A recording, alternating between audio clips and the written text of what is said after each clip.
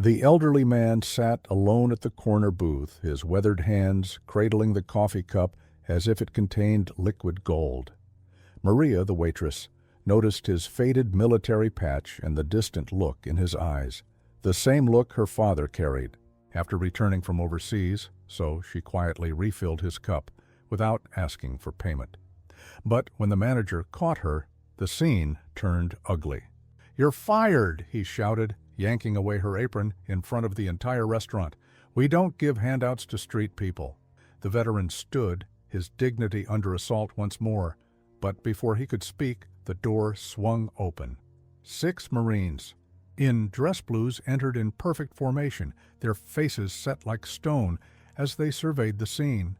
What connection did these Marines have to the homeless veteran that would change everyone's lives forever? Subscribe to our channel for more stories of honor, courage, and the unbreakable bonds forged in service. Maria Alvarez had been working at Sunnyside Diner for nearly 7 years. The small-town establishment wasn't glamorous, but it paid the bills and gave her a sense of community in Riverdale. Every regular customer knew her by name, and she prided herself on remembering their usual orders. But the old man in the corner booth was different. He'd appeared 3 weeks ago, quiet as a shadow, and had claimed the same spot each day since. The first time she'd noticed his military patch, faded. Marine Corps insignia on his worn jacket. Her heart had skipped. Her father, Gabriel Alvarez, had served 2 tours in Afghanistan. He'd come home a different man, haunted by things he wouldn't discuss. The 1,000-yard stare in this veteran's eyes was painfully familiar. "More coffee, sir?" She'd asked that. First day, he'd nodded without making eye contact. "Thank you, ma'am." His politeness stood in stark contrast to his appearance. Though his clothes were worn and his silver beard untrimmed, they were noticeably clean. His posture, even while seated, suggested military bearing. This wasn't a man who had given up, just one who had fallen on hard times. By the 3rd day, Maria had noticed he only ever ordered coffee, 1 cup which he would nurse for hours. Sometimes his hands trembled slightly when he lifted it. Once, she'd brought him a slice of apple pie on the house, and the gratitude in his eyes had nearly broken her heart. "My father was a Marine," she had told him. "He raised a good daughter," the man had replied, his voice soft but clear. After that, Maria made it a point to refill his coffee without ringing it up. It was a small kindness, one that cost the diner pennies, but seemed to mean the world to him. She learned his name was Thomas, though he never offered his last name. Sometimes, when the diner was quiet, she would sit across from him for a few minutes. He rarely spoke about himself, but would listen attentively when she talked about her day. "You remind me of someone," he'd said once. "A nurse in Fallujah, kind eyes." Frank Porter, the manager, had noticed Thomas's extended stays. "He's not paying enough to camp out all day," he'd complained one morning. "Bad for business having a homeless hanging around." "He's not bothering anyone," Maria had defended, "and he's not homeless. He's just going through something." She wasn't actually sure where Thomas lived, but she couldn't bear to think of him sleeping on the streets. "1 cup of coffee doesn't pay for 4 hours in my booth," Frank had insisted. "Either he orders real food or he moves along. That's business." Maria had nodded dutifully, but continued her secret arrangement with Thomas. Sometimes she'd bring him scrambled eggs or toast and claim a customer had ordered extra. Once, she'd slipped a $20 bill under his saucer when he wasn't looking. He'd returned it the next day, folded neatly with a simple note. "Thank you, but no." His pride remained intact, even if his circumstances had fallen. Yesterday, she'd noticed Thomas shivering slightly as he entered the diner. Fall was turning to winter, and his jacket seemed woefully inadequate for the dropping temperatures. That night, she'd gone home and found one of her father's old sweaters, planning to offer it to Thomas the next day. Her father, now past 3 years, would have wanted another veteran to have it. She never got the chance to give him that sweater. Not before everything changed. Frank Porter considered himself a practical businessman, At 42, he'd climbed from fry cook to manager of Sunnyside Diner through sheer determination and attention to detail. Every penny mattered in the restaurant business, especially in a small town where profit margins were thinner than the pancakes they served. Frank took pride in running a tight ship. The tables were always clean, the staff prompt, and the books balanced to the cent. He'd implemented a new computerized ordering system last year that tracked inventory down to individual coffee beans. It was this system that first alerted him to a discrepancy. Coffee usage up 12%, but coffee sales only up 3%, he muttered, reviewing the monthly reports in his cramped office. The numbers didn't lie. Someone was giving away product. Frank began watching his staff more closely. Cheryl, the morning shift lead, was efficient but never gave anything away. The weekend crew was too busy to even think about freebies. That left Maria and the weekday afternoon shift when business slowed to a crawl. For 3 days, Frank observed from his office, periodically checking the security camera feeds. That's when he noticed the pattern. Maria would approach the old man's table, coffee pot in hand, but never input the refill into the system. Once, twice, sometimes 3 times during a shift. Theft is theft, Frank said to himself, even if it's just coffee. What bothered Frank most wasn't the cost. A few dollars a week at most, but the principle. If employees felt entitled to give away product, where would it end? A free slice of pie here, a complimentary breakfast there. Soon, the diner would be operating at a loss. On Thursday morning, Frank confronted Maria before her shift began. "We need to talk about the veteran," he said, arms crossed as she tied her apron. Maria's expression shifted almost imperceptibly. "Thomas, what about him? You've been giving him free refills multiple times a day, every day." "It's just coffee, Frank," Maria replied, her voice level but with an edge of defiance. "He fought for our country." Frank's face hardened. "I don't care if he fought at the Alamo. Rules are rules. 1 purchase per customer unless they pay for refills." "He's going through a tough time," Maria protested. "My dad was a Marine too, and—" "This isn't about your father," Frank interrupted. "This is about running a business. I've got investors to answer to, bills to pay." "It costs pennies," Maria said, her voice rising slightly. "And he's not bothering anyone." Frank leaned in, lowering his voice. "He's bothering me. He sits for hours, takes up space, drives away paying customers. This isn't a shelter, Maria." "So what do you want me to do? Cut off a veteran? Tell him he's not welcome?" "I want you to do your job. Charge for every refill or don't serve them. And if he can't afford to be a paying customer, then yes, he needs to find somewhere else to be." Maria stared at him in disbelief. "That's not right, Frank." "What's not right is stealing from your employer," Frank replied coldly. "Consider this your warning. Next time I catch you giving away product, there will be consequences." The rest of the day passed in tense silence. Maria avoided Frank's gaze as she served customers, her usual warm smile noticeably absent. Frank noticed her hesitation when Thomas arrived at his usual time, taking his corner booth with quiet dignity. Frank watched from behind the counter as Maria approached Thomas's table.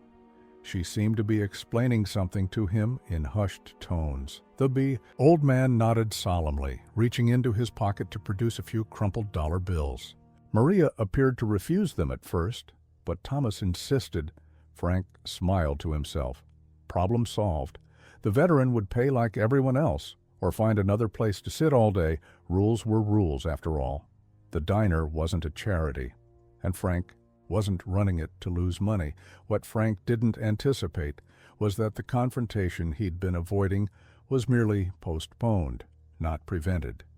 And when it finally came the next day, it would unfold in front of a full diner, with consequences he couldn't possibly foresee. The Friday lunch rush had just ended when Thomas shuffled through the door of Sunnyside Diner. The bell chimed softly as he entered, his gaze fixed on his usual corner booth. A few regular customers nodded in recognition. After nearly a month of daily visits, his presence had become part of the diner's rhythm. Maria was wiping down a table when she spotted him. She offered a warm smile, though it didn't quite reach her eyes. Their conversation yesterday had been difficult, explaining Frank's new policy about refills. Thomas had understood immediately, insisting on paying for every cup going forward. His dignity wouldn't allow him to be the cause of trouble for her. "Good afternoon, Thomas," Maria greeted him as he settled into his booth. "Coffee, please," he replied, placing a carefully counted stack of quarters on the table. "Should cover 2 cups today." Maria's heart ached at the sight of those quarters, likely representing a significant portion of whatever small income he had.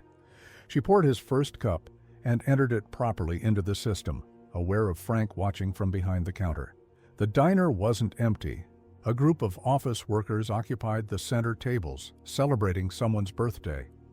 An elderly couple sat by the window, sharing a slice of pie. A few solo diners were scattered about, faces buried in phones or newspapers, all potential witnesses to what was about to unfold. Thomas sipped his coffee slowly, savoring each mouthful as though it were precious. Halfway through his cup, his hands began to tremble, a tremor that seemed to worsen with each passing day. The coffee sloshed dangerously close to the rim. Maria noticed immediately. Without thinking, she grabbed the coffee pot and headed to his table. "Let me top that off for you," she said kindly, steadying his cup with her hand before he could spill. It happened in an instant. Frank appeared beside her, his face flushed with anger. "What did I tell you yesterday?" he hissed, loud enough for nearby tables to hear. Maria froze, coffee pot still in hand. "He was about to spill it, Frank. You were just giving away more product after I explicitly warned you not to," Frank cut her off. His voice had risen, causing conversations around the diner to falter.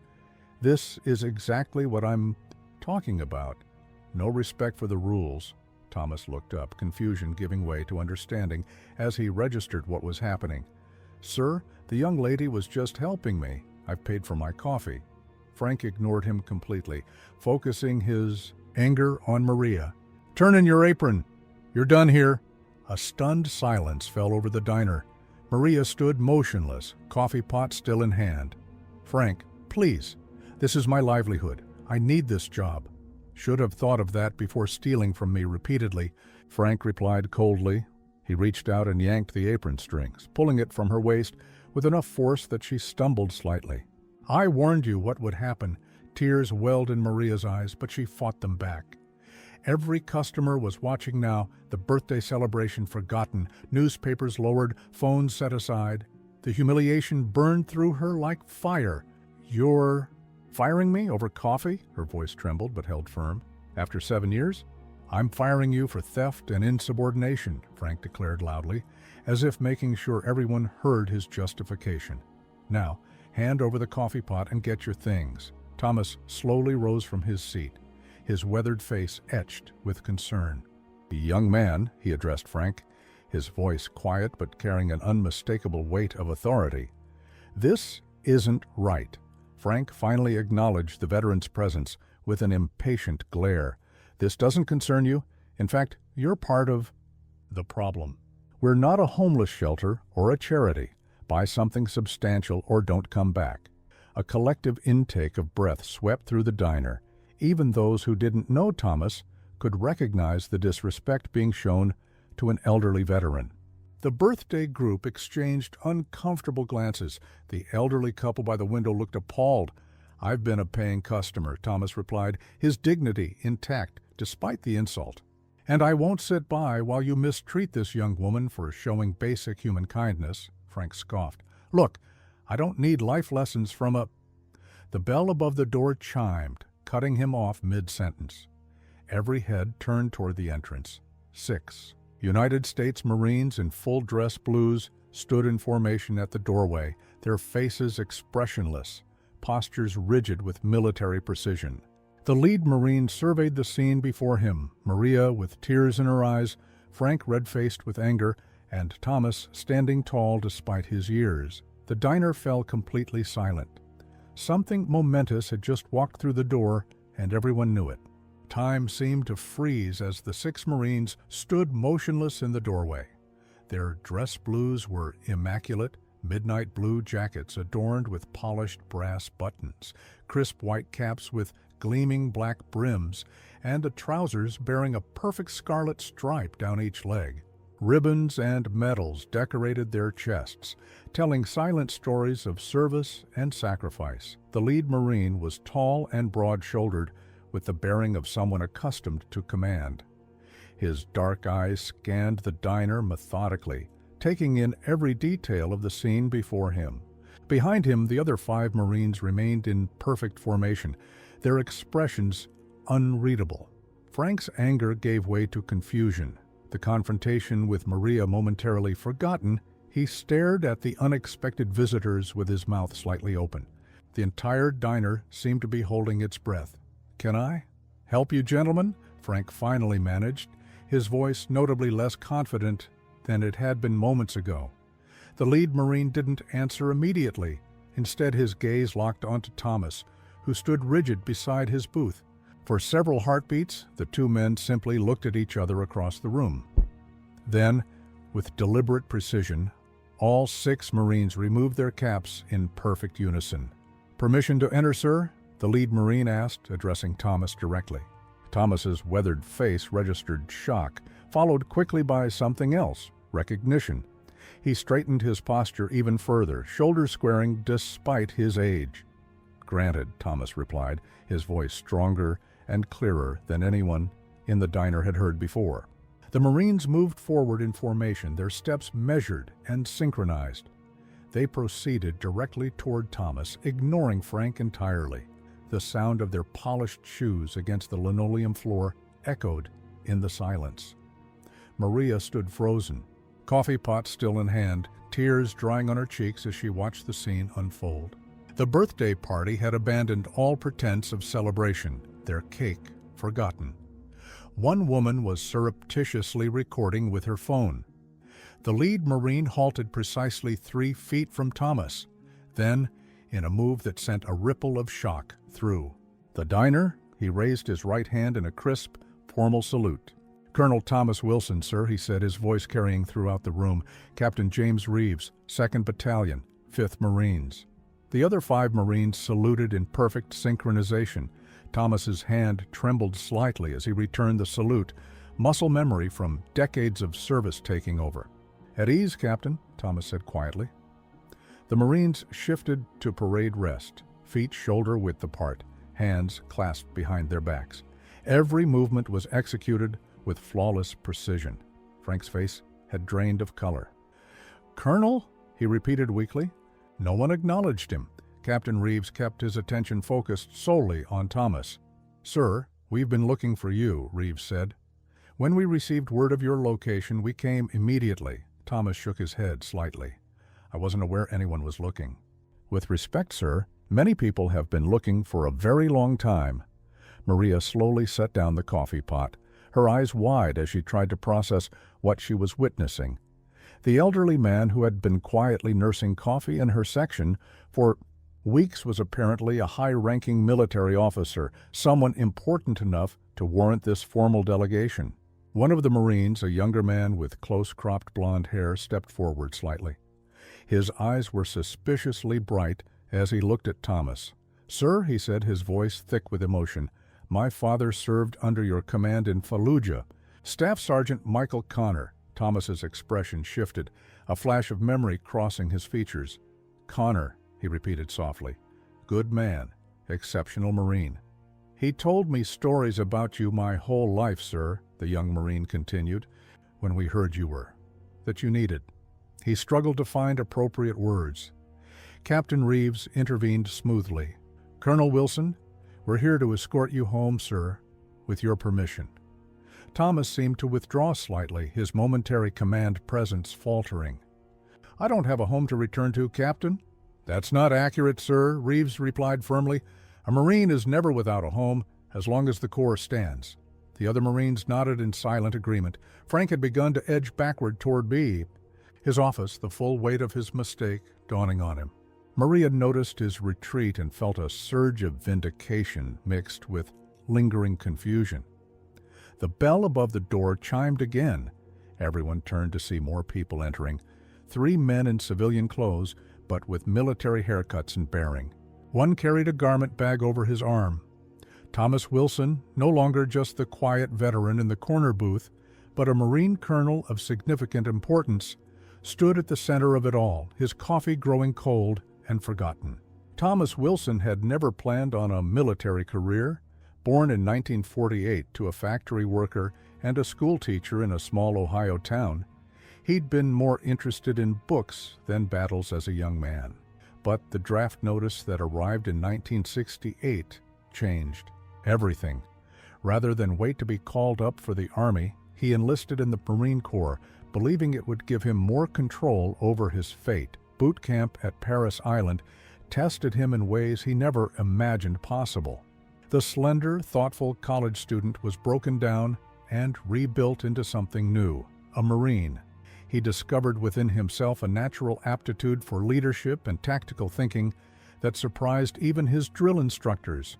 By early 1969, Lieutenant Thomas Wilson was leading a platoon through the jungles of Vietnam. The idealistic young man who had once planned to become a history professor now made history instead, navigating his men through ambushes and firefights with a calm precision that earned their respect and kept them alive. Never leave a Marine behind, he'd tell his men. Not ever. It wasn't just talk. Twice he'd carried wounded Marines through enemy fire to safety, earning his first Bronze Star in the process. When his tour ended, Thomas did what many couldn't. He volunteered for a second, and a third. By the time Vietnam ended, Captain Wilson had become a legend among his men, the quiet officer who led from the front, who shared every hardship, who wrote letters home to the families of those who didn't make it. "The Corps needs men like you," his colonel had told him, "men who understand that leadership isn't about giving orders, it's about bearing responsibility." Thomas stayed, rising through the ranks over decades of service. Lebanon, Grenada, Panama, the first Gulf War. Each conflict added new ribbons to his uniform, new scars to his body, new nightmares to his sleep. But through it all, he maintained the same core principle. The welfare of his Marines came first, always. By 1991, now Lieutenant Colonel Wilson commanded his own battalion in Operation Desert Storm. His reputation preceded him. Officers wanted to serve under him. Enlisted men trusted him implicitly. His tactical decisions saved countless lives during the ground offensive into Kuwait, earning him a Silver Star and eventual promotion to full colonel. Among his battalion was a young staff sergeant named Michael Connor, a promising NCO with ICAM, a knack for inspiring his squad. Thomas had noticed him immediately, recognizing the same qualities he valued in leadership. A good leader makes his presence felt even when he's not in the room, Thomas had told Connor during a rare quiet moment in the desert. "Your men follow your orders because they trust your judgment, not because they fear your rank." Connor had taken those words to heart, modeling his leadership style after his commander's example. When Somalia erupted into civil war in the early 1990s, Colonel Wilson's battalion was among the forces deployed for Operation Restore Hope. What began as a humanitarian mission soon descended into urban warfare in the streets of Mogadishu. October 3, 1993, Black Hawk Down. While most Americans would later learn about the battle through books and movies, Thomas Wilson lived it. His battalion wasn't directly involved in the initial raid, but they were part of the quick reaction force sent to rescue the stranded Rangers and Delta operators. The night was chaos. RPG fire, narrow streets filled with militia, the constant chatter of gunfire. Thomas personally led a company to secure a perimeter around one of the crash sites, exposing himself to enemy fire repeatedly to direct his Marines. Staff Sergeant Connor was with him, leading his squad with the same calm, courage his commander displayed. As they fought to reach the downed helicopter crew, an RPG struck nearby, sending shrapnel in all directions. Thomas saw Connor go down, blood spreading across his desert camouflage. Without hesitation, Colonel Wilson broke cover, rushing to Connor's side, despite the bullets kicking up dust around him. "Leave me, sir," Connor had gasped, aware of the danger. "Get the crew out." "No Marine left behind, Staff Sergeant," Thomas replied, lifting the wounded man onto his shoulders. "That includes you." Thomas carried Connor through gunfire to safety, then immediately returned to the fight, directing the rescue operation until all survivors were secured. The actions of his Marines that night saved 16 American lives. What no one knew then was that this battle would mark both the pinnacle of Colonel Thomas Wilson's distinguished career and the beginning of its end. Captain James Reeves approached Thomas with measured steps, standing at a respectful distance. The diner remained silent, every patron transfixed by the unfolding scene. Even the kitchen staff had emerged to witness the moment, spatulas and towels still in hand. "Colonel Wilson," Reeves said, his voice carrying the weight of formal address despite the humble surroundings. "On behalf of the Commandant of the Marine Corps, I'm here to escort you to the ceremony that has been postponed 3 times due to your absence." Thomas's weathered face betrayed little emotion, but his eyes narrowed slightly. "I declined that invitation, Captain, several times. Respectfully, sir, the Corps doesn't accept your declination." A hint of a smile touched Reeves's lips. "Some things aren't optional even for a colonel." Maria watched the exchange with growing amazement. The quiet, dignified man who had sat in her section for weeks, grateful for simple coffee refills, was clearly someone of tremendous importance. She glanced at Frank, who had backed himself against the counter, his face a mixture of confusion and dawning horror.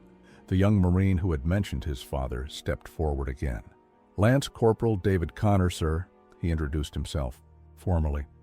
"My father made me promise that if I ever had the honor of meeting you, I would thank you properly." Thomas's expression softened slightly. "Your father was one of the finest Marines I ever served with. How is Staff Sergeant Connor?" "He passed last year, sir," David replied, his voice steady despite the emotion behind it. "His last request was that his dress blues be buried with him and that someone find you." Thomas closed his eyes briefly, absorbing the news. "I'm sorry to hear that. He was a good man, a good Marine." "He told me what you did in Mogadishu," David continued, "how you carried him through enemy fire with no regard for your own safety. He said he owed you everything. His life, the chance to see me grow up, all of it." The diner patrons exchanged glances, the significance of this revelation rippling through the room. The woman who had been recording with her phone was now openly filming, her hand slightly shaking. Captain Reeves cleared his throat. "Colonel, your actions in Somalia weren't the only reason we've been looking for you. There's the matter of your Medal of Honor." A collective gasp swept through the diner. Frank's knees seemed to buckle slightly as he gripped the counter behind. "Him for support?" Thomas shook his head firmly. "I never accepted that nomination, Captain. I made my position clear to the Department of the Navy." "With respect, sir, your acceptance isn't required," Reeves replied. "The President signed the authorization 6 months ago. The ceremony is scheduled for next week at the White House." The 3 men who had entered after the Marines now approached. The oldest of them, a distinguished man with silver hair, extended his hand to Thomas. "Colonel Wilson, I'm Secretary Davidson from Veterans Affairs. We've been conducting a rather extensive search for you." His tone was respectful but carried an undercurrent of concern. "May I ask why a decorated Marine officer with your distinguished record is—" He paused, choosing his words carefully. "In these circumstances?" Thomas didn't take the offered hand. "My circumstances are my own choice, Mr. Secretary. I don't recall requesting assistance from the VA." "Maria," one of the other men interjected gently, "your pension and benefits have gone unclaimed for nearly 3 years. When the Medal of Honor nomination was approved, a standard background check revealed that you had fallen off the grid, so to speak." Maria couldn't contain herself any longer. "You mean he's entitled to money all this time?" She directed an accusing glare at Frank. "He's been counting quarters for coffee when he should have been receiving a pension?" The secretary nodded gravely. Colonel Wilson is entitled to significant back pay, pension benefits, and additional compensation related to his Medal of Honor. Status. Thomas looked uncomfortable with the attention. I didn't want any of that. After Elizabeth passed, there didn't seem much point. Captain Reeves stepped closer, lowering his voice, though everyone in the silent diner could still hear. Sir, with respect, you may not need the Corps anymore, but there are young Marines who need you. Your story, your example, that medal isn't just for you, it's for every Marine who serves after you. The Marine who had carried the garment bag stepped forward, unzipping it to reveal a perfectly pressed set of Marine dress blues, complete with Colonel's eagles, and a chest full of ribbons and medals. Your uniform, sir, he said, recreated to specifications from your service record. Thomas stared at the uniform for a long moment, his expression unreadable. Then his gaze shifted to Maria, still standing with her apron in her hands, and to Frank, who seemed to be trying to become invisible against the diner wall. Before we discuss any of this further, Thomas said, his voice carrying the unmistakable tone of command, I believe there's the matter of this young woman's employment to address. After Somalia, Colonel Thomas Wilson's career should have soared. His actions during the battle had saved countless American lives and demonstrated leadership of the highest order.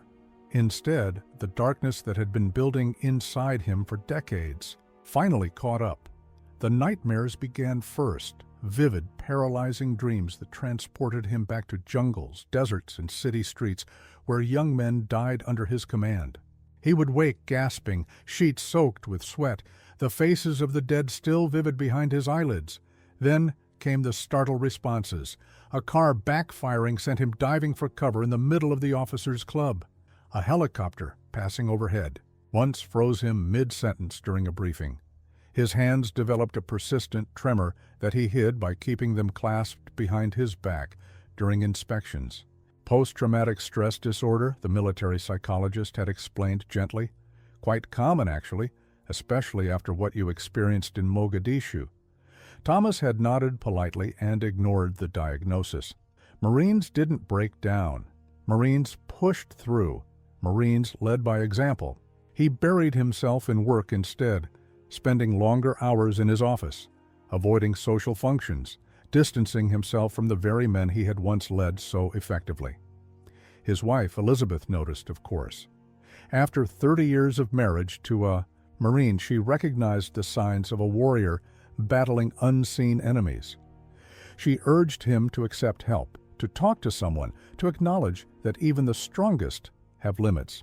You don't have to carry everyone alone, Thomas, she told him one night as he sat staring at mission reports, unable to focus on the words, not even you. For her sake, he agreed to counseling sessions. For her sake, he took the medications they prescribed. But inside, he felt like a fraud, a failed leader who couldn't even command his own mind anymore. Then came the diagnosis that changed everything. Elizabeth's cancer, aggressive, terminal. 6 months, perhaps a year with treatment. Thomas made his decision immediately. He submitted his retirement papers the next day, ending a distinguished 30-year career without ceremony or fanfare. His focus narrowed to a single mission, caring for the woman who had supported him through decades of service, who had raised their children largely alone during his deployments, who had been his anchor when the nightmares came. You don't have to do this, Elizabeth had protested weakly from her hospital bed. Your career means nothing compared to you, he'd answered, taking her hand. I've served my country. Now I serve you. For 18 months, well beyond what the doctors had predicted, Thomas became Elizabeth's caretaker, advocate, and companion. He learned to manage medications, change IV lines, interpret lab results. He slept in a chair beside her bed, alert to her every need. The combat commander applied his tactical precision to medical schedules and treatment protocols.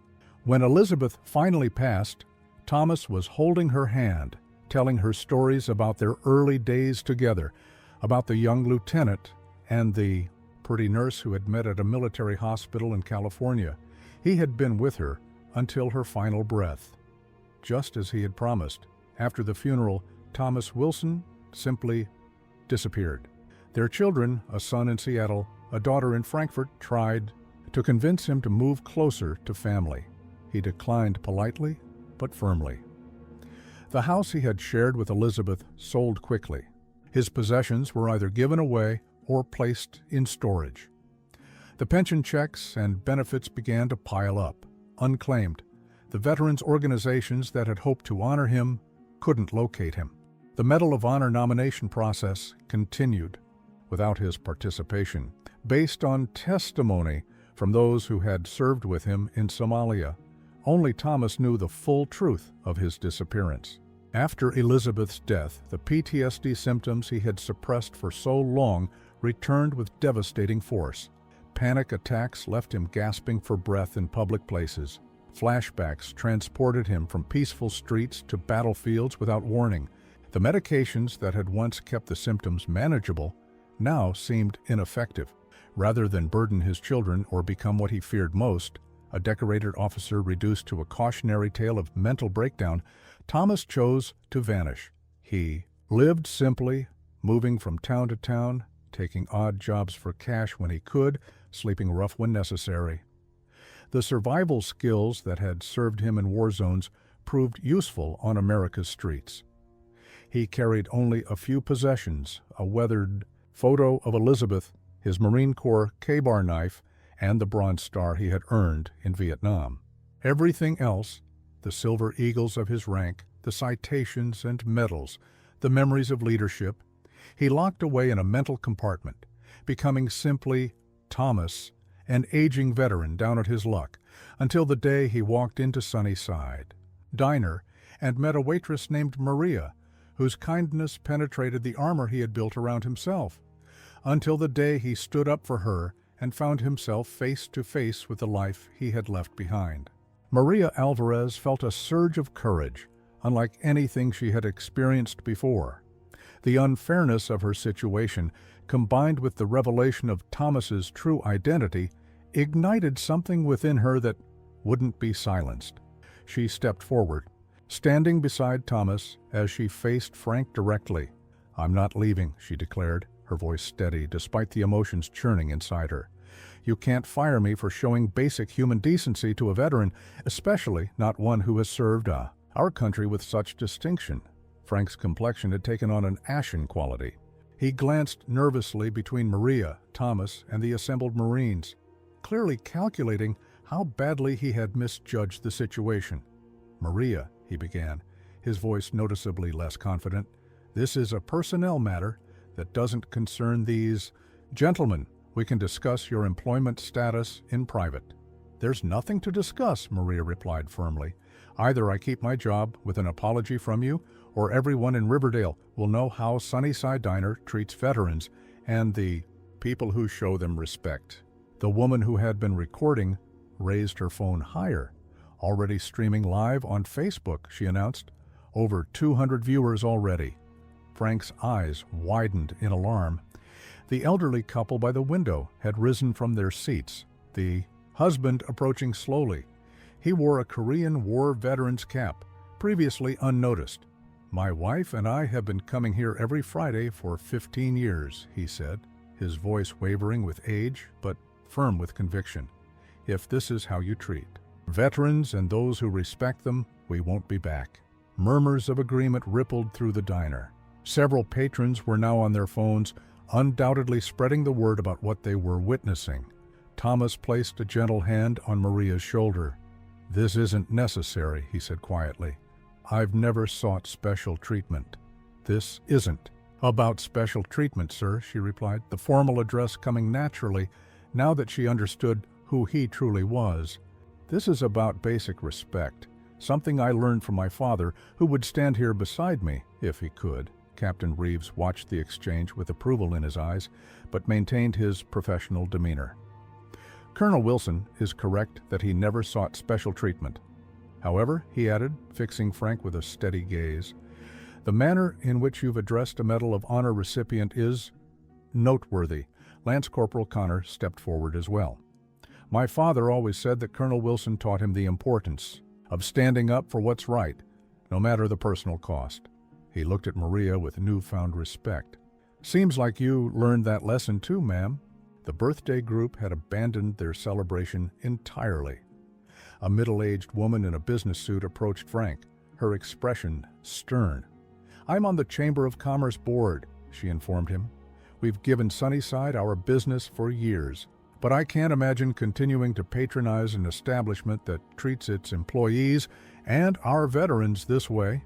Frank's face had gone from ashen to sickly pale. The business implications were clearly sinking in. Riverdale was a small town, and news traveled fast. The live stream, the Marines' presence, the revelation about Thomas. It was a public relations nightmare unfolding in real time. "There seems to have been a misunderstanding," he stammered, forcing a weak smile. "Maria has been a valuable employee for years. Of course her job isn't in jeopardy." "And Colonel Wilson?" Maria pressed, unwilling to accept a partial victory. Frank swallowed hard. "Colonel Wilson is an honored guest. Always welcome, of course. Complimentary coffee, whatever he wants." Thomas shook his head slightly. "I'll continue to pay my way, thank you. I neither need nor want charity." One of the men who had entered with the secretary stepped forward, introducing himself as Richard Lawson from the Veterans Benefits Administration. "Colonel Wilson won't need to count quarters for coffee much longer," he explained. "Once we process his back pay and benefits, he'll be in a very different financial position." Maria remained focused on Frank. "I want your word in front of everyone that what happened today won't result in retaliation later. No reduced hours, no suddenly finding performance issues." Frank nodded quickly, eager to extricate himself from the situation. "You have my word, absolutely no repercussions." The Korean War veteran scoffed audibly. "Might be best to get that in writing, young lady." Secretary Davidson cleared his throat. "I believe I can assist with that. The Department of Veterans Affairs takes a dim view of discrimination against veterans or those who advocate for them." He produced a business card, handing it to Maria. "Should any issues arise with your employment in the future, please contact my office directly." Maria accepted the card, a little dazed by the level of support surrounding her. She had expected to leave the diner jobless and uncertain about her future. Instead, she stood at the center of an impromptu alliance of military and civilian supporters. "Thank you," she said, looking around at the faces of those who had stood with her. Her gaze settled on Thomas. "But none of this would have happened if you hadn't stood up for me first?" Thomas shook his head slightly. "You stood up for yourself, Maria. And you stood up for me when you thought I was just an old veteran down on his luck. That kind of character is rare. Your father would be proud." The diner had transformed from a place of humiliation to a place of reckoning. And somehow, Maria knew that nothing would ever be quite the same again. Captain James Reeves gestured toward one of the center tables. "Colonel Wilson, with your permission, I'd like to explain why we're here." His tone was respectful, but carried the weight of official business. Thomas hesitated, then nodded once. "Very well, Captain." The group moved toward the larger table, the Marines maintaining their formal bearing despite the humble surroundings. Thomas took a seat, and Maria, still processing everything that had happened, found herself invited to join them. Frank retreated to the counter, visibly relieved to no longer be the center of attention. "Would anyone like coffee?" Maria offered, falling back on the familiar routine of service. "That would be appreciated," Captain Reeves replied with a polite smile. "Black for me." The other Marines nodded their agreement, and Maria slipped away to fetch a fresh pot, grateful for the momentary escape to collect her thoughts. When she returned, Secretary Davidson was engaged in quiet conversation with Thomas. "Understand your reluctance, Colonel, but this honor has been in process for nearly 3 decades, the Secretary was saying. The witnesses' testimonies were compelling. Thomas's weathered face remained impassive. "The men who served under me did the real work. I simply did my duty."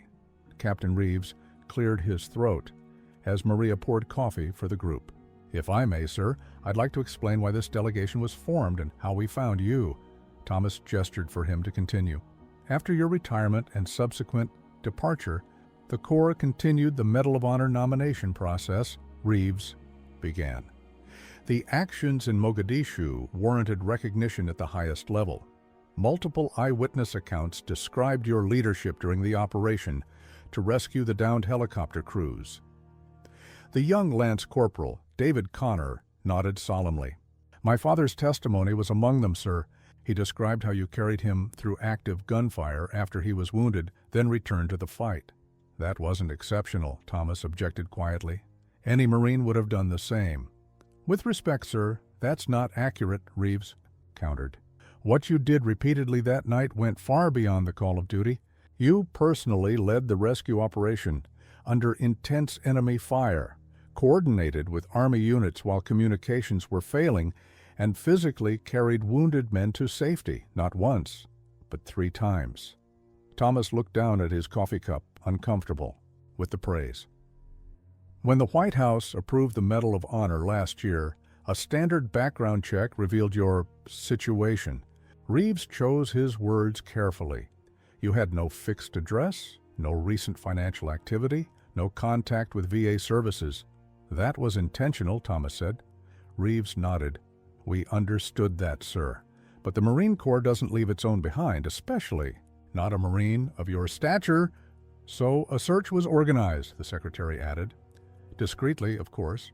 We coordinated with veterans groups across the country, asking them to be alert for someone matching your description. It was a Marine Corps spouse who spotted you first, Reeves continued, the wife of a staff sergeant stationed at Camp Lejeune. She volunteers at a shelter in Durham, where you apparently stayed briefly last winter. Thomas's expression tightened slightly, a flash of memory crossing his features. From there, we tracked your movements north through Veterans Affairs resources and local law enforcement, not because you were in trouble, Reeves quickly clarified, but because many officers are veterans themselves and had been quietly helping you along the way. A state trooper in Virginia recalled giving you a ride last spring. A VA clinic in Pennsylvania reported a man matching your description who came in for treatment but declined to provide identification. Maria listened in growing amazement. The quiet man who had sat in her section for weeks had been the subject of a nationwide search by military and government officials. 2 weeks ago, Reeves said, we received word from a retired Marine gunnery sergeant who runs the homeless outreach program at the VFW Hall 3 blocks from here. He recognized you but respected your privacy. When he learned about the search, he made the difficult decision to alert us. Jim Patterson, Thomas said quietly. Good man. He offered me a place to stay. I declined. He said you might be found at this diner, Reeves confirmed. That you came here almost daily, the Secretary leaned forward. Colonel Wilson, I understand your desire for privacy.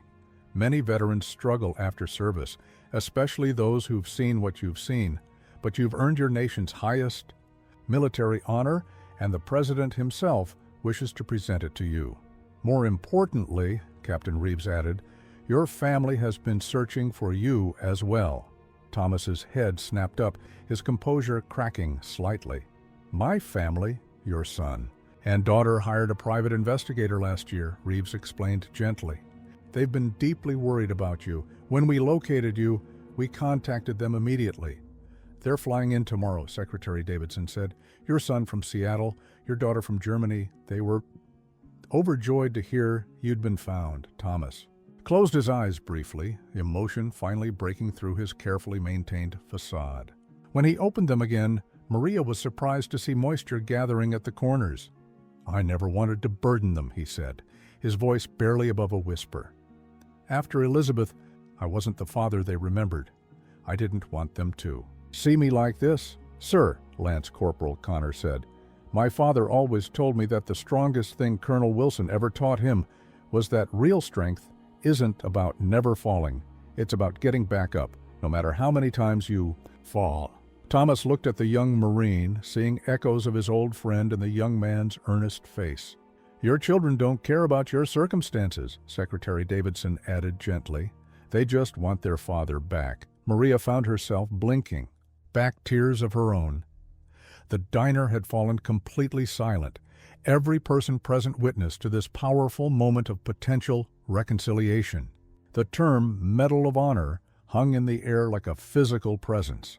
Everyone in the diner understood its significance, the highest military decoration awarded by the United States government, reserved for those who had displayed extraordinary valor in combat, often at great personal risk.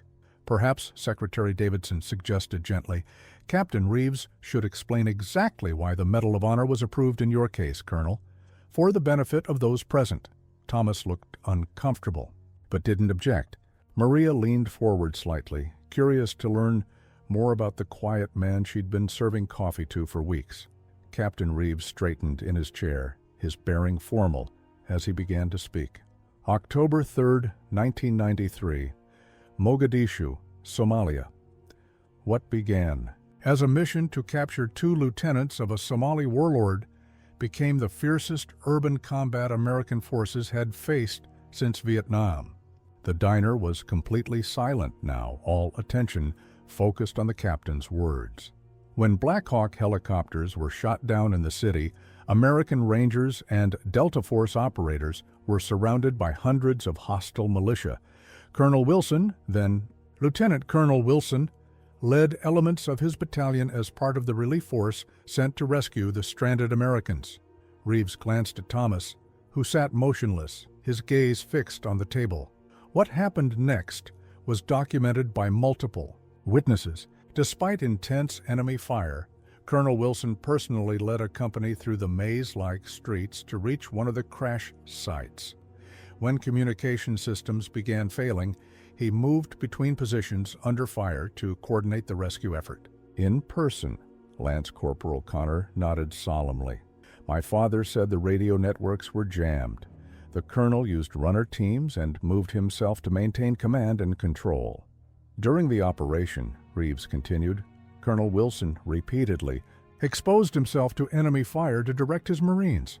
When Staff Sergeant Michael Connor was wounded by RPG shrapnel, Colonel Wilson left cover, ran to his position, and personally carried him to safety through active gunfire.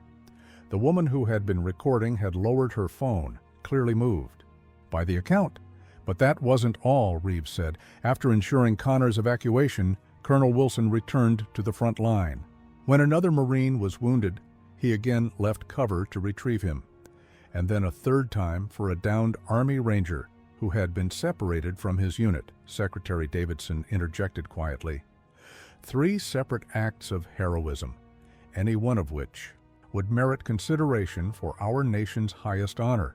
As the battle continued through the night, Reeves went on, Colonel Wilson organized and led the final push to secure the second crash site, enabling the recovery of the pilot's remains.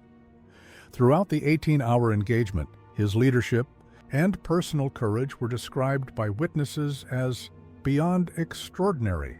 Thomas finally looked up. Every Marine in that battle did their duty. Many paid a far higher price than I did. 18 American servicemen lost their lives that day, Reeves acknowledged solemnly. And you're right that every person who fought there showed tremendous courage. But your actions, sir, directly saved at least 7 American lives, according to the official citation. The elderly Korean War veteran who had spoken earlier removed his cap in a gesture of respect. That's what the medal is for, son, not just for what you did, but for what you represent to the rest of us. Maria found herself struggling to reconcile the quiet, humble man who had sat in her section with the hero being described. You never said anything, she said softly. Thomas met her gaze. What happened in Somalia was 27 years ago, Maria. It doesn't define who I am today. With respect, Colonel, Captain Reeves countered. It absolutely does. The same character that led you to risk your life repeatedly for your men in Mogadishu is the same character that led you to stand up for this young woman today. Despite your own circumstances, Secretary Davidson nodded agreement. The Medal of Honor isn't just about a single act of valor, extraordinary as it may be. It recognizes a special kind of character, the willingness to put others before yourself, even at great personal cost. The citation, Reeves continued, removing a document from his uniform pocket, states that Lieutenant Colonel Wilson's extraordinary heroism and devotion to duty were in keeping with the highest traditions of military service and reflect great credit upon himself, the Marine Corps, and the United States Armed Forces. He carefully unfolded the paper. "Would you like me to read the full citation, sir?" Thomas shook his head. "That won't be necessary, Captain." The diner patrons had been listening in stunned silence. Now murmurs began to ripple through the room as the full weight of Thomas's identity and actions sank in. Frank, who had been hovering anxiously at the counter, looked physically ill. He had publicly humiliated and threatened a waitress for showing kindness to a Medal of Honor recipient, perhaps the most prestigious living American hero one could encounter. The business implications alone were staggering. "Colonel Wilson," Secretary Davidson said, "the ceremony is scheduled for next Thursday at the White House. The President himself will place the medal around your neck. Your family will be there. Representatives from your old units, the men whose lives you saved." He paused. "All that's required now is your presence." Thomas sat quietly for a long moment, the weight of the past and present visibly heavy on his shoulders. Finally, he looked up at the Marines, standing at respectful attention around him. "I'll consider it," he said simply. Captain Reeves nodded, understanding that for a man like Thomas Wilson, this was significant progress. "In the meantime," Thomas added, his voice finding some of its old strength, "I believe Ms. Alvarez deserves a more formal apology for her treatment today, and perhaps a reconsideration of her position here." As the conversation in the diner continued, Richard Lawson from the Veterans Benefits Administration quietly asked Thomas if he would be willing to discuss what had happened after his retirement, understanding that this part of his story needed to be told. Thomas agreed. "After Elizabeth passed," Thomas began, his voice low but steady, "I found myself in a house full of memories but empty of purpose.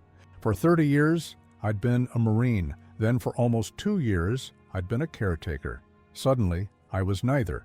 Secretary Davidson nodded sympathetically. "Many veterans struggle with that transition, Colonel, even without the added grief of losing a spouse.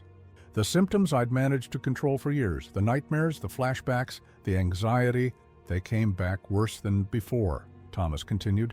"The medications stopped working. The therapy sessions felt pointless." Maria listened intently, understanding now why Thomas sometimes trembled when holding his coffee cup, why loud noises from the kitchen occasionally made him flinch almost imperceptibly. "My son wanted me to move to Seattle, my daughter to join her family in Germany, but I couldn't bear the thought of being a burden to them, of them seeing what I had become." Thomas's weathered hands clasped tightly on the table.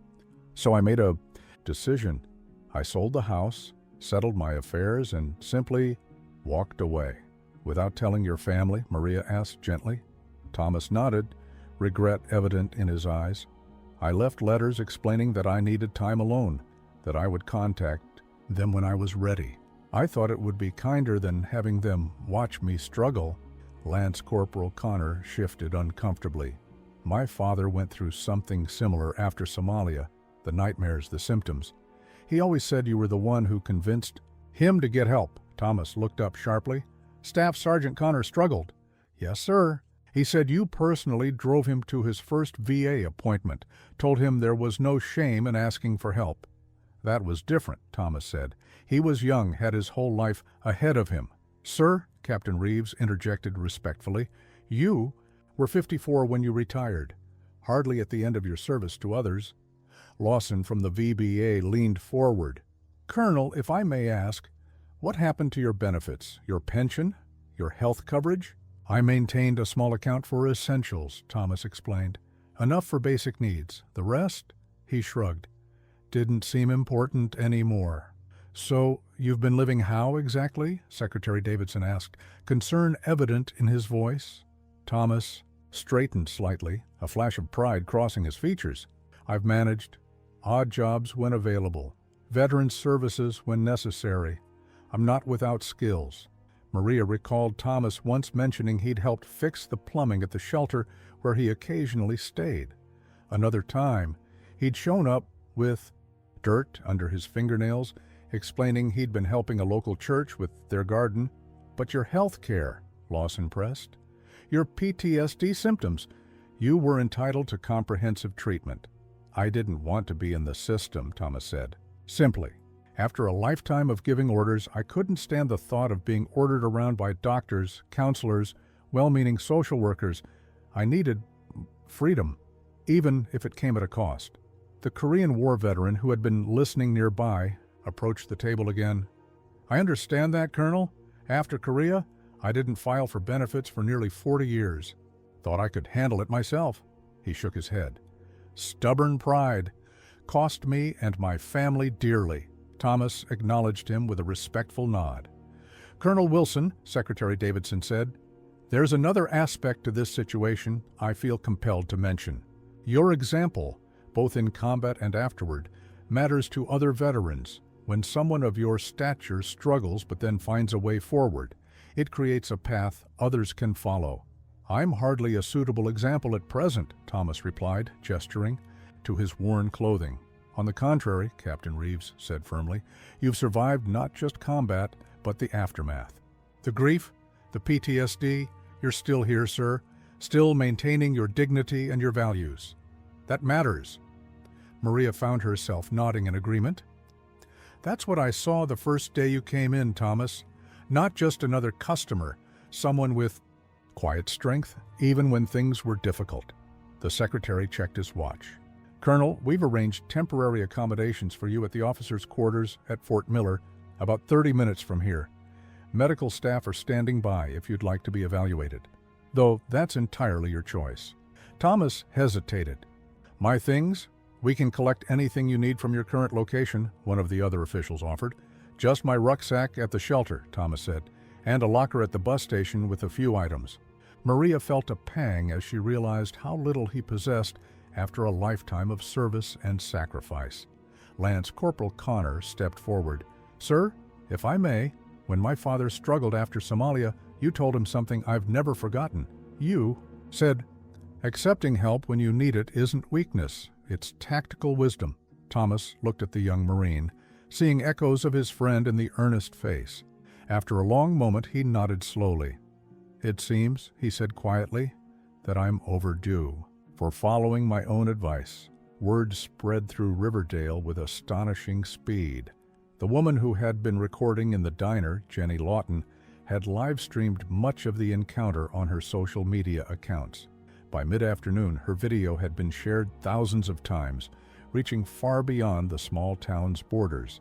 "Local hero discovered," read the headline on the Riverdale Gazette's website. "Medal of Honor recipient living among us unrecognized."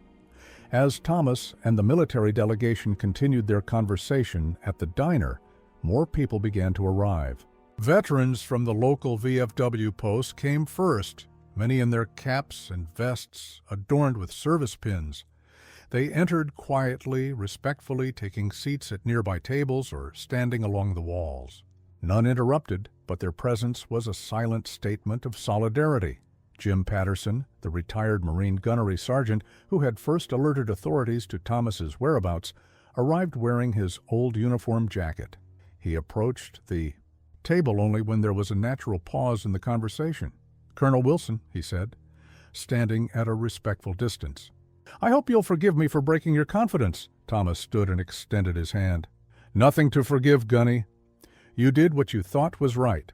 More townspeople arrived as the afternoon progressed.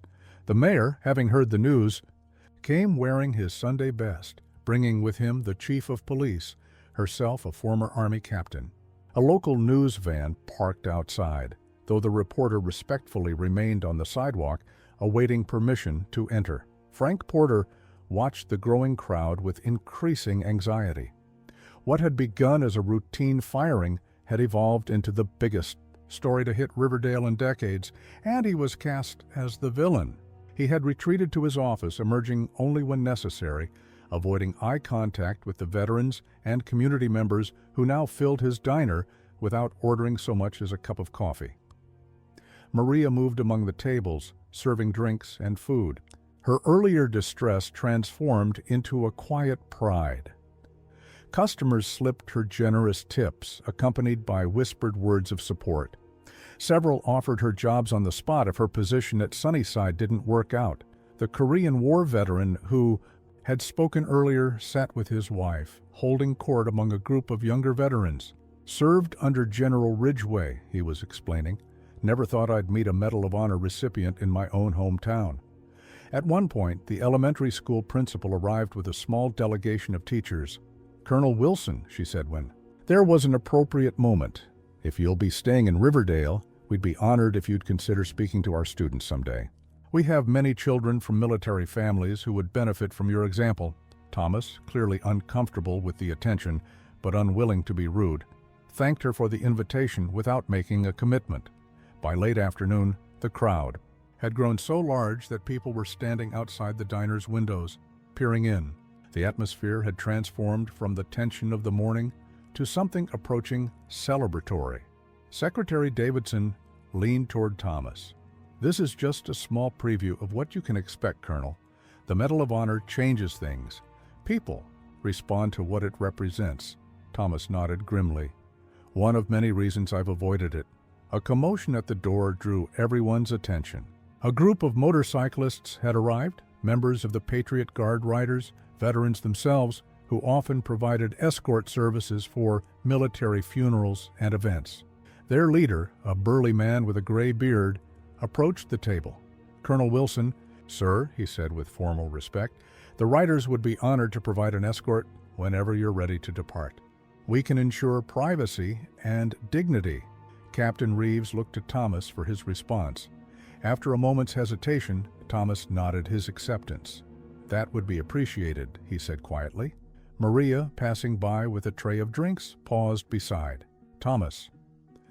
"I never thought my little act of kindness would lead to all this," she said, gesturing to the crowded diner. "Small acts of decency often have consequences beyond what we can see," Thomas replied. "Something I've learned repeatedly throughout my life." The mayor approached next, introducing herself with an extended hand. "Colonel Wilson, on behalf of Riverdale, I want to express our profound respect and gratitude, not just for your service, but for choosing our town, however briefly." "It wasn't a strategic decision, Madam Mayor," Thomas said with a hint of his dry humor surfacing just where the bus stopped. "Nevertheless," the mayor continued, "we'd like to do something to recognize your presence here and what you represent. Perhaps a small ceremony." Thomas held up a hand, stopping her mid-sentence. "With respect, Madam Mayor, I've had quite enough recognition for one day." Secretary Davidson intervened smoothly. "The Colonel has an important ceremony at the White House next week. Perhaps any local recognition could wait until after that event?" The mayor nodded her understanding, though her expression suggested that plans were already forming in her mind. As the afternoon stretched into early evening, it became clear to everyone that Riverdale had been changed by the day's events. A community that had walked past Thomas Wilson for weeks without a second glance now saw him for who he truly was, not just a decorated veteran, but a living embodiment of service, sacrifice, and quiet dignity. And it had all begun with a waitress who chose kindness over indifference, who saw the humanity in a man others had overlooked. Frank Porter sat alone in his cramped office, the door slightly ajar, listening to the bustling sounds from the diner. What should have been welcome noise, a packed house was usually good for business, now filled him with dread. None of those. People were there to eat. They were there because of his mistake, perhaps the biggest of his professional life. The local news was already carrying the story. His phone had been buzzing nonstop with notifications, none of which he dared to check. The regional manager from corporate had called twice. Frank let those calls go to voicemail, knowing the conversation would be unpleasant whenever it occurred. Through the crack in the door, he could see Maria moving confidently among the tables, her earlier tears replaced by a quiet dignity that matched the veteran she had defended. The diner's regular customers treated her with newfound respect. Even his other staff members were looking at her differently. Frank checked his watch. Nearly 5:30 p.m. He'd been hiding in his office for hours, emerging only when absolutely necessary. Each time, he'd felt the weight of disapproving stares. The veterans, especially, watched him with undisguised contempt. His mind raced through options. He could close early, citing some emergency. He could call in sick tomorrow, buy himself time to formulate a response. He could even consider transferring to another location, though that would be an admission of guilt that might follow him. A soft knock on his door interrupted his spiraling thoughts. "Mr. Porter?" It was Lucy, the teenage hostess who worked evening shifts. "There's someone here to see you," Frank suppressed a groan. "Who is it?" "Mr. Jameson, from corporate." Frank's stomach dropped. Regional managers didn't make unscheduled visits unless something was seriously wrong. And Charles Jameson was known throughout the company for his uncompromising approach to brand reputation. "Send him in," Frank managed, straightening his tie and attempting to compose himself. Charles Jameson was a tall, lean man in his 50s with salt and pepper hair and the practiced smile of someone who had spent decades in customer service before moving into management. That smile was noticeably absent as he entered Frank's office and closed the door behind him. "Quite a situation you've created, Frank," Jameson said without preamble. Frank swallowed.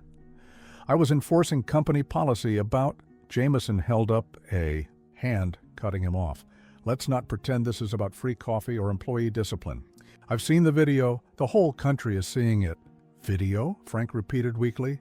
"Nearly 500,000 views already," Jameson confirmed, showing Frank his phone screen briefly, "trending on multiple platforms.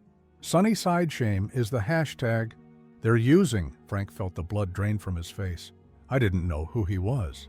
"That's precisely the problem," Jameson replied, his voice tightly controlled. "You didn't know, and you didn't care to find out.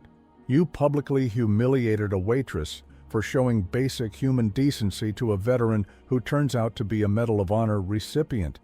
The optics couldn't possibly be worse." "What does corporate want me to do?" Frank asked, already anticipating the answer. Jameson sighed, some of his professional veneer falling away. "Frankly, they wanted me to fire you on the spot. The PR team is in crisis mode. We've already issued a statement apologizing to Colonel Wilson and Ms. Alvarez, making it clear that your actions don't represent company values." Frank nodded numbly. "I understand." "However," Jameson continued, "I convinced them to give you a chance to salvage this situation. Not for your sake, but for the sake of this diner and its employees." Hope flickered briefly in Frank's chest. "How?" "You need to make this right. Publicly. Not a generic corporate apology, but a sincere personal one. To both Colonel Wilson and Ms. Alvarez, in front of everyone out there." Jameson gestured toward the diner. Frank blanched. "You want me to humiliate myself?"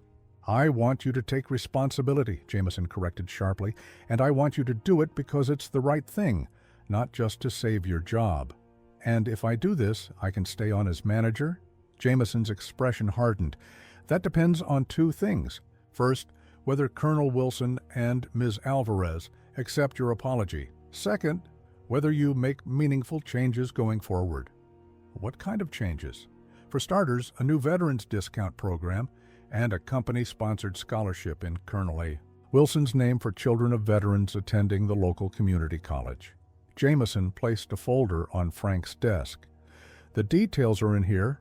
Corporate is prepared to fund it as part of our damage control." Frank leafed through the documents, his mind racing. The scholarship would generate positive publicity.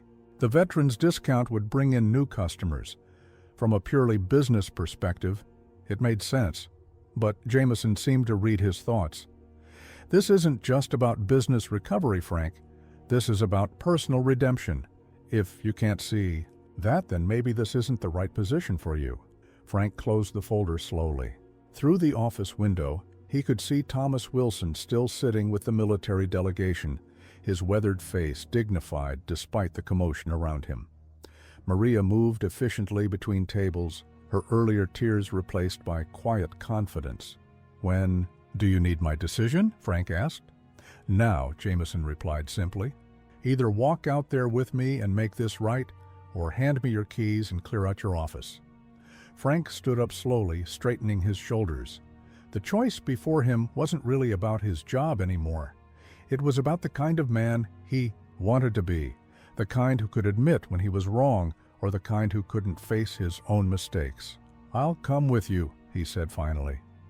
Jameson nodded, neither approving nor disapproving, and opened the office door. Together they walked into the crowded diner, where all eyes immediately turned to follow their progress toward the center table. A hush fell over the diner as Frank and Mr. Jameson approached the center table. Conversations halted mid-sentence, coffee cups paused halfway to lips, and all eyes turned to watch the confrontation everyone had been anticipating. Maria was refilling water glasses at a nearby table when she noticed the sudden silence.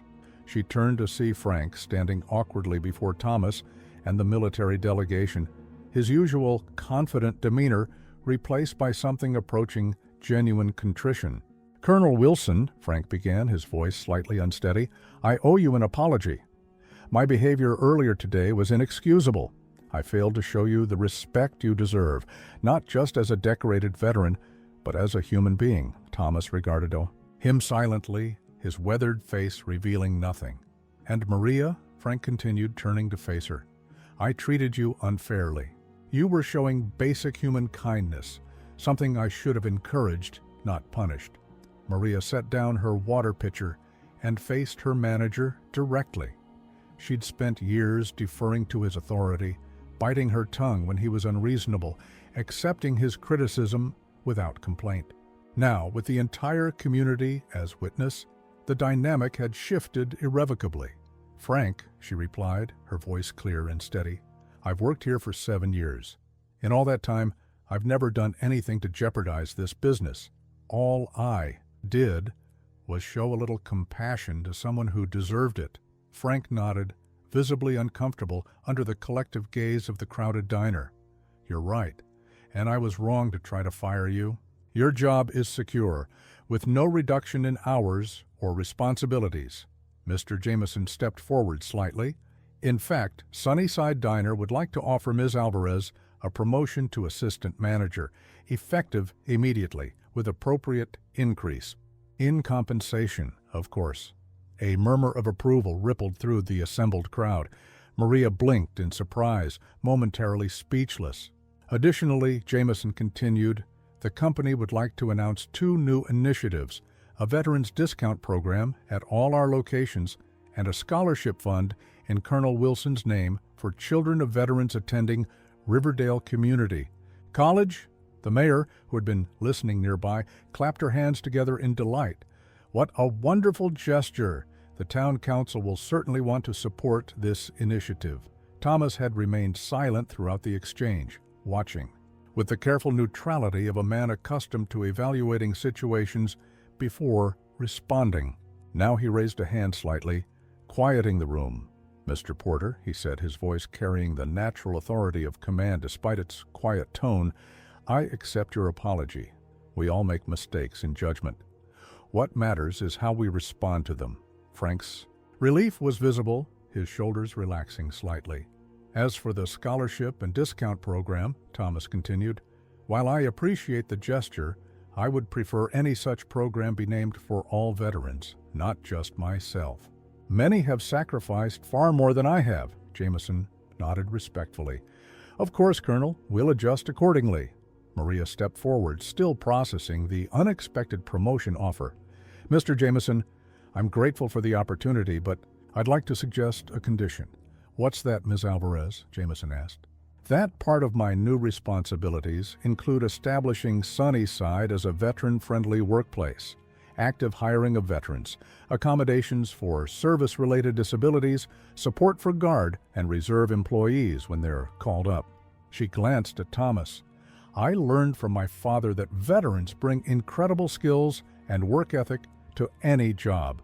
We should be seeking them out, not just serving them coffee." Another wave of approving murmurs swept through the diner. The veterans in attendance nodded appreciatively, and even Captain Reeves allowed himself a small smile. I think that's an excellent suggestion, Jameson agreed. Consider it part of your new role. Frank, sensing an opportunity for redemption, quickly added, I'll fully support that initiative. In fact, I'd like to start by offering a position to Jim Patterson to coordinate our veteran outreach efforts. The retired gunnery sergeant who had first alerted authorities to Thomas's whereabouts raised an eyebrow in surprise, then gave a measured nod of acceptance. Maria turned to face the assembled crowd, many of whom were her regular customers and neighbors. I want to thank everyone who stood by me today. Your support means more than I can say. Her voice wavered slightly with emotion. My father always taught me that how we treat others, especially those who've served our country, reflects who we really are as people. I think Riverdale showed its true character today. The Korean War veteran called out from his seat, "Hear, hear?" Secretary Davidson stepped forward, checking his watch. Colonel Wilson, if you're ready, we should prepare to depart. Your quarters are prepared at Fort Miller, and there are several calls we need to make, particularly to your children. Thomas nodded, rising slowly from his seat. As he stood, every veteran in the room, from the elderly Korean War veteran to the young Patriot Guard riders, rose as well, standing at attention in a spontaneous show of respect. Maria felt tears welling in her eyes again, but these were different from the ones she had shed earlier. These were tears of pride, of vindication, of being part of something meaningful and right. Colonel, she said quietly as Thomas prepared to leave, will you come back to visit us? Thomas looked at her, a hint of warmth breaking through his reserved expression. I believe I will, Ms. Alvarez. It seems I have a standing invitation for coffee. On the house, she replied with a smile. And that's Assistant Manager Alvarez. Now, for the first time since she had known him, Thomas Wilson smiled, a full, genuine smile that transformed his weathered face. Well earned, Assistant Manager. Well earned indeed. The convoy departed Sunnyside Diner with solemn ceremony. Thomas Wilson, now dressed in civilian clothes provided by the VA representatives, rode in a black government SUV flanked by the Patriot Guard motorcycles. The 6 Marines followed in a separate vehicle, their formal presence maintaining the dignity of the occasion. As they drove through Riverdale, Thomas gazed out the window at the small town that had been his anonymous home for the past month. People stopped on sidewalks, some saluting, others placing hands over hearts as the procession passed. News had spread quickly, and the community had turned out to witness this unexpected moment of history in their midst. Quite a reception, Secretary Davidson remarked from the seat beside him, though I imagine this is just a preview of what's to come. Thomas nodded silently, his thoughts elsewhere. After 3 years of deliberate invisibility, the prospect of public recognition, especially at the scale of a White House ceremony, was daunting. But weighing even more heavily on his mind was the imminent reunion with his children.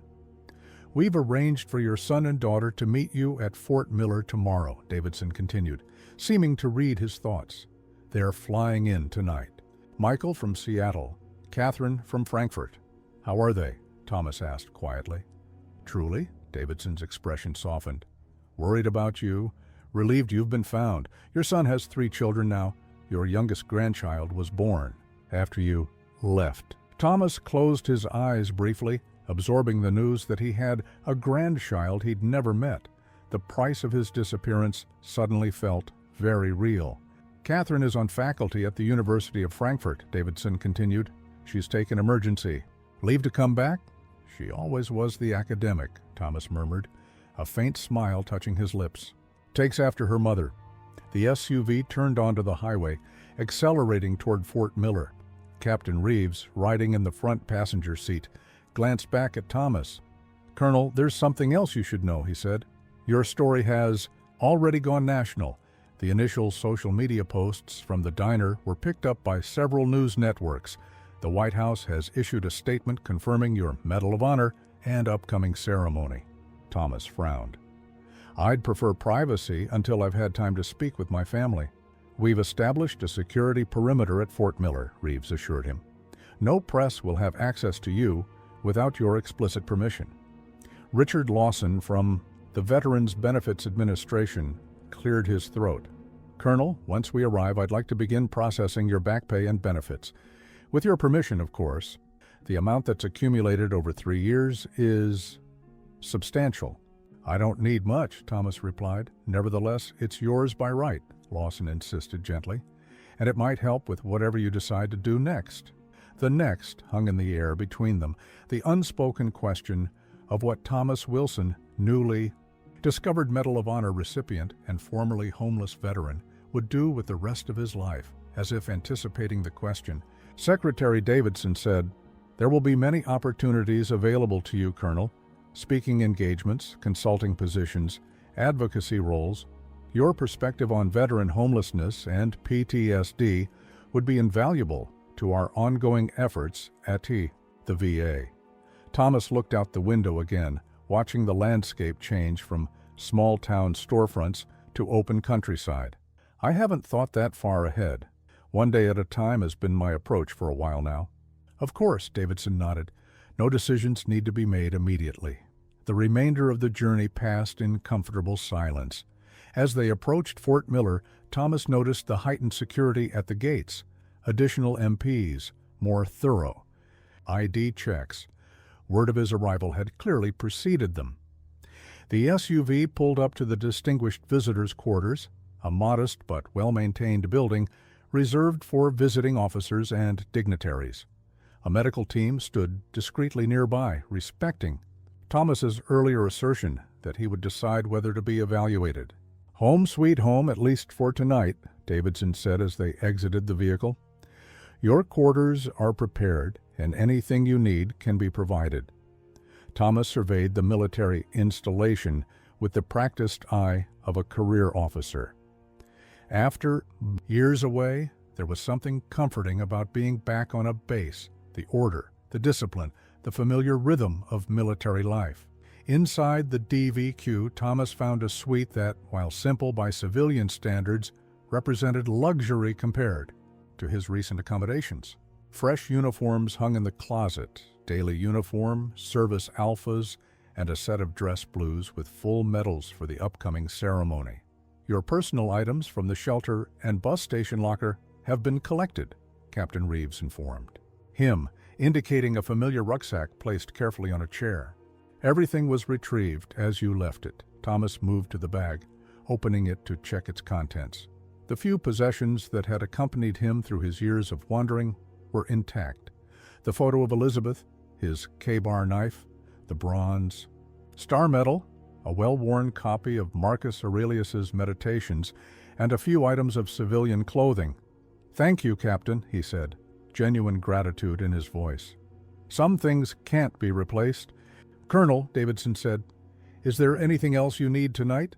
The mess is prepared to serve you dinner at your convenience, or it can be brought here." Thomas shook his head. "Nothing else required, Mr. Secretary. Some time alone would be appreciated." The officials nodded their understanding and prepared to depart. At the door, Davidson paused. "Your children will arrive at EO 900 tomorrow. A car will bring them directly here." After they left, Thomas sat on the edge of the bed, suddenly overwhelmed by the day's events. In the span of hours, he had gone from anonymous veteran to national news, from counting quarters for coffee to having a government entourage at his disposal. He picked up the photo of Elizabeth from his rucksack, studying her face, as he had countless times before. "Quite a day, my love," he said softly to the image. "Quite a day indeed." For the first time in years, Thomas Wilson allowed himself to consider something he had long ago abandoned, the possibility of a future. 2 weeks after the events at Sunnyside Diner, Riverdale was transformed. Red, white, and blue bunting adorned storefronts along Main Street.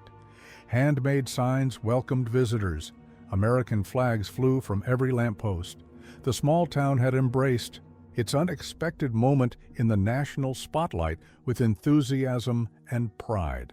The diner itself had undergone its own transformation. A fresh coat of paint brightened the exterior. New signage featured a small five-pointed star, subtle but unmistakable in its symbolism. Inside a corner booth, Thomas Wilson's regular spot had been reupholstered and designated with a small brass plaque. Maria Alvarez, now officially assistant manager, surveyed the crowded establishment with satisfaction. Every table was filled, with a line of customers waiting outside. The national attention had brought visitors from neighboring towns and even some from out of state, all hoping to see the place where a Medal of Honor recipient had been discovered. "Table for 4 is ready," Lucy, the hostess, informed her, "and the mayor just called to confirm the ceremony will start at noon." Maria nodded her thanks, glancing at the clock. In just over an hour, Riverdale would host a formal recognition ceremony for Colonel Thomas Wilson in the town square. The event had been planned to coincide with his return from Washington, where he had received the Medal of Honor from the president 3 days earlier. The ceremony had been broadcast live on national television.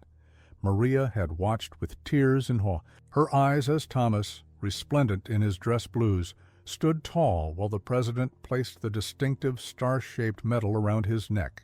The citation, read aloud to the nation, detailed acts of valor that still seemed impossible to reconcile with the quiet man who had sat in her section nursing coffee. Now Thomas was returning to Riverdale, not as a homeless veteran, but as a national hero. And the town was determined to show him that he would always have a home here. "Assistant Manager Alvarez," a voice called. Maria turned to see Jim Patterson, the retired gunnery sergeant, who now coordinated Sunnyside's veteran initiatives. "The bookkeep. VFW Honor Guard is assembled and ready. We should head to the square soon to get positioned." Maria checked her appearance one last time in the reflection of the chrome coffee machine. She had bought a new dress for the occasion, navy blue with white trim, professional but festive. Her father's service pins were attached to a small corsage on her lapel. "Frank will cover things here," she decided. "Let's go." The town square was already filling with people when Maria arrived. A stage had been erected in front of the courthouse, draped with patriotic bunting. Rows of chairs faced the stage, with a section reserved for dignitaries and special guests. The high school band was setting up to one side, brass instruments gleaming in the spring sunshine. Maria was directed to a reserved seat in the front row, next to Thomas's son Michael and daughter Catherine, whom she had met briefly the previous evening. Both had thanked her repeatedly for her kindness to their father, creating an unexpected bond between them. "Nervous?" Catherine asked, as Maria settled beside her. "A little," Maria admitted. "I've never been part of anything like this." "Neither has Dad," Catherine replied with a smile. He tried to talk the mayor down to something much smaller, but apparently that wasn't negotiable. The mayor herself was bustling about, directing last-minute arrangements with the energy of someone orchestrating the event of a lifetime. For Riverdale, population 8,242, hosting a Medal of Honor recipient was precisely that. At precisely 11:45, a murmur rippled through the crowd. A motorcade approached, led by police motorcycles with lights flashing. The Patriot Guard riders flanked a black SUV, their flags streaming in the breeze. Behind them came a line of cars carrying military officials and government representatives. The crowd rose to its feet as the procession stopped at the edge of the square. When Thomas Wilson emerged from the SUV, a spontaneous cheer erupted. He wore his dress blues, the Medal of Honor visible at his collar, a stark contrast to the worn clothing he had worn just weeks before. Captain Reeves and the other Marines from that first day accompanied him, providing an honor guard as he made his way to the stage. Thomas walked with the straight-backed posture of a career military officer, but those closest could see the emotion in his eyes as he took in the community's response. The ceremony began with the national anthem, performed by the high school band. The mayor welcomed everyone with barely contained excitement, introducing the distinguished guests who had come to honor Riverdale's unexpected hero. Secretary Davidson spoke briefly about the significance of the Medal of Honor and the rarity of its bestowal. Only 3,500 Americans have received this recognition since its creation in 1861, he told the crowd. Each represents the highest ideals of courage, sacrifice, and service.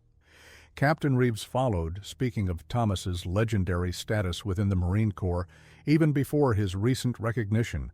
Colonel Wilson's leadership philosophy that officers eat last, that we never leave our people behind, that character matters more than rank, has shaped an entire generation of Marines, he said.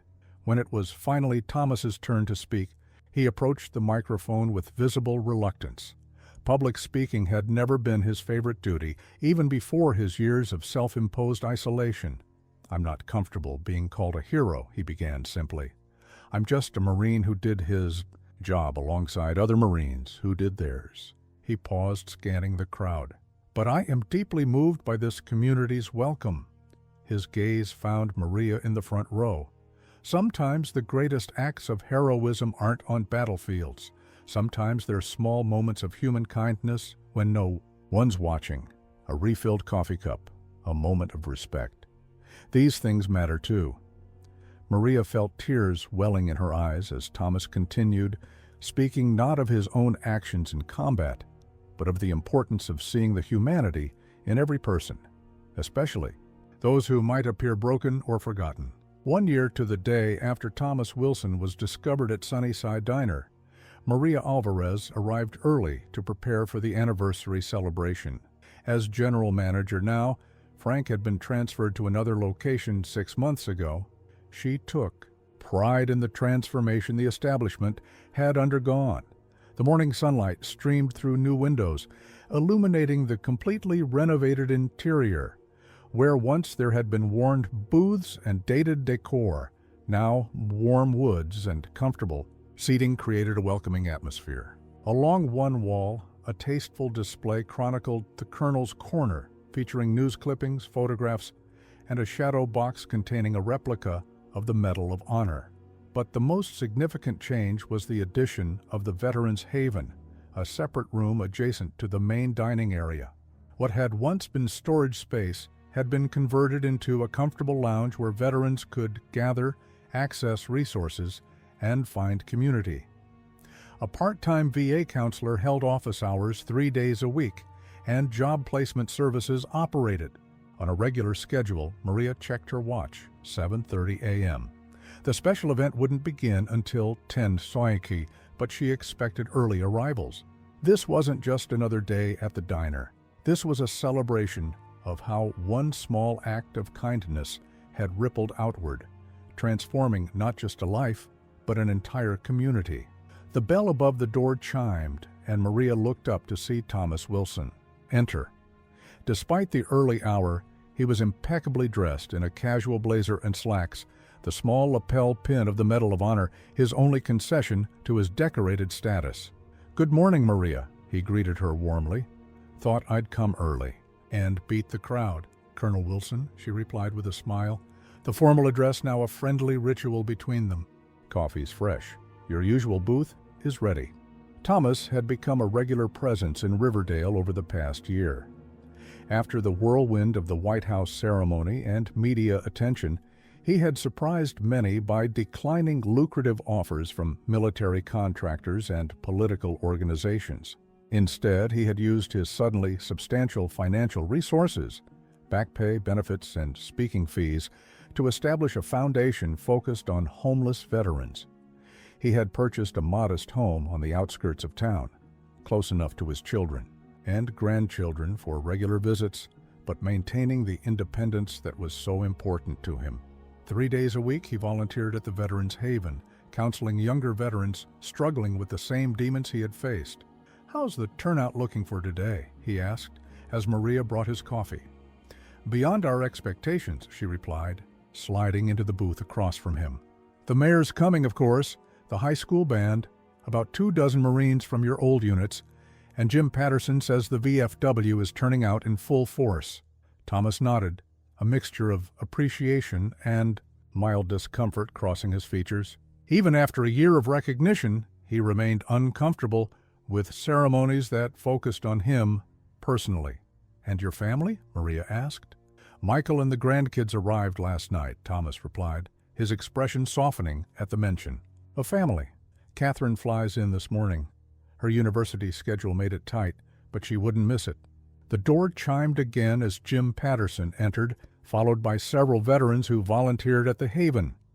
They called greetings to Thomas and Maria, moving with the easy familiarity of people who had become a close-knit community. Maria excused herself to oversee final preparations, while Thomas caught up with the veterans. As she worked, she reflected on the changes in her own life over the past year. The promotion to general manager had brought new responsibilities and challenges, but also opportunities she'd never imagined. Speaking at veterans events, consulting with other businesses on veteran-friendly initiatives, even a commendation from the governor for her role in Thomas's story. By 9:30, the diner was filled to capacity. The mayor had arrived with town officials. Captain Reeves, now Major Reeves, had driven in with several of the Marines who had been present that fateful day. Lance Corporal Connor, now a sergeant, stood proudly with his unit. At precisely 10 bars, Maria called for everyone's attention. The crowd quieted as she stepped to the small podium that had been set up near Thomas's booth. 1 year ago today, she began a simple act of kindness, a cup of coffee offered with respect, set in motion events none of us could have imagined. She gestured to Thomas, who nodded in acknowledgement, but remained seated, preferring to let others take the spotlight. Today, we're not just celebrating Colonel Wilson's well-deserved recognition. We're celebrating what happens when a community sees the humanity in every person, when we recognize the value and dignity in each other. Maria unveiled a plaque that would be permanently installed at the entrance to the diner. It read, "May all who enter here be treated with dignity and respect. May all who leave here carry that same respect to others." As applause filled the room, Thomas finally rose and approached the podium. He shook Maria's hand warmly, then turned to address the gathering. "A year ago, I was a different man," he said simply. "Lost in many ways, what changed my life wasn't the medal or the recognition. It was being seen, truly seen, by another human being when I thought I was invisible." He looked directly at Maria. "Some call what happened here a rescue. I call it a reminder of what matters most, the connections we forge with each other, the respect we show, the dignity we recognize in every person we meet." As Thomas concluded his brief remarks, the high school band outside struck up the Marines' hymn. The crowd moved toward the windows to see the street filled with community members who had come to join the celebration. Maria remained beside Thomas for a moment, both of them taking in the scene they had inadvertently created. "Did you ever imagine," she asked quietly, "that a cup of coffee could lead to all this?" Thomas smiled, a full, genuine smile that came much more easily to him now than it had a year ago. "The smallest actions often have the greatest impact," he replied, "something worth remembering every day." Outside, Riverdale celebrated not just a hero in their midst, but the discovery of their own capacity for compassion. Inside, a waitress and a veteran, now friends bound by extraordinary circumstances, shared a quiet moment of appreciation for how profoundly their lives had changed, all because one person had seen the humanity in another and chosen kindness over indifference.